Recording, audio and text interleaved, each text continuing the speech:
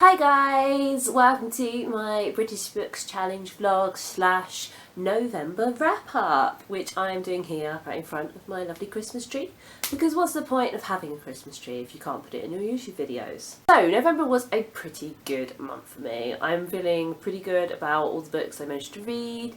So without any further ado, I will just share them with you. So the first book I finished in November, actually on the 1st of November, was Cuckoo Song. I've heard so many good things about this book and I was not disappointed in the slightest. It was amazing. It's a changeling kind of fairy tale story with a few twists, and it's just absolutely gorgeous, and I want to read all the other books by this author like yesterday. You should read it, you should read it now. It's fantastic.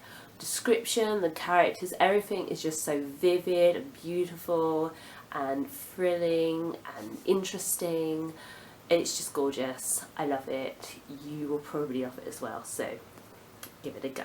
Then I was kind of trying to read Halloween themed books. You know, I did some for my Bookish Brits videos, but after I'd done all those, I still wanted to carry on and read some more Halloween reads to keep myself in the Halloween spirit, as it were. So I had this lying around, Hex and Single Girl. It's a kind of contemporary paranormal romance. I liked it. I liked the characters, I liked the whole setup. The fact that it was a romance kind of negated some of the interesting paranormal aspects of me. You know, there was a lot of stuff that I would have liked to see explored, but then at the same time it's not the place to do that in a romance book, because the romance has got to be the focus. But then also on the other hand, I didn't find it that romantic. Like, it was romantic, but there kind of wasn't enough of it. Like, by the time all the romance came in, it was kind of over. I actually finished that book whilst on holiday with my boyfriend in Leeds. We went on the weekend of Thought Bubble. I don't know very much about comics, so I didn't go to any of the Thought Bubble events, but Nick did for one day. And while we were in a pub in the evening after having dinner at Zap Thai, which is this really great Thai street food restaurant we found there, I started reading his Cindy and Biscuit books. These are really, really lovely, adorable and funny comics about a girl and her dog and how they save the world from monsters, basically. You know, they fight them in grisly ways, and it's fantastic. This is like a kind of a short book, I guess, that I think was done particularly for this year at Thought Bubble. And after I'd read that, on the way home, I also read this collected edition, which is like the first volume of the collected comics, We Love Trouble, which I really, really liked. It was so fun. It's really, really cool. I think this falls into the middle grade age category, so if you know children of that age, I would definitely recommend this for them. I really enjoyed it as well, so, you know, big appeal for adults. It's just fantastic. I loved it so much, and I can't wait for Nick to buy more of these so that I can read them. Also, while I was in Leeds, I read on my Nook, because I thought I'd take that away with me with a few books on it. Rikki, which is the first in the Heart University series by Abigail Strom. It's a contemporary new adult romance set at university. There were lots of things I liked about it. I liked the diverse range of characters. I liked the kind of setup for there being a series where we get to meet some of these characters. I liked how sex positive it was, and many other things like that. However, I did find it a bit too talky, and the characters were a little bit too nice, and I think that's just my personal preferences, because lots of people for romance, they like general niceness. I kind of like my romance to be a bit more hard-won in terms of, you know, the hero and the heroine having to go through some stuff, or, you know, the heroine, the hero, and the hero, and the hero, whatever.